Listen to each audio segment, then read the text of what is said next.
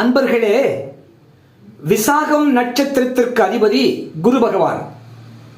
அவர் அறிவு மற்றும் சுய உணர்தல் பாதையை காட்டுபவர், எல்லோரையும் நல்வழியில் நடத்துபவர்.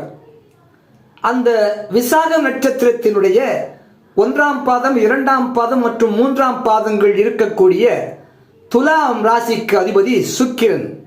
அவர் செல்வ வளம் படைத்தவர், லௌகிக காரகன், சுகபோகம் கொண்டவர். அந்த துலாம் ராசியின் வடிவம் தராசு. அது நீதி, நேர்மை, நியாயம், தர்மம். ஆகவே விசாகம் 1, 2, 3ஆம் பாதங்களில் பிறந்தவர்கள் குருவினுடைய நல்வழி காட்டுபவராகவும் சுகபோகம் அனுபவிக்கக்கூடிய சுபாவம் கொண்டவராகவும் தராசு போல நியாயம், நீதி, நேர்மை, தர்மம் கொண்டவராகவும் இருப்பார்.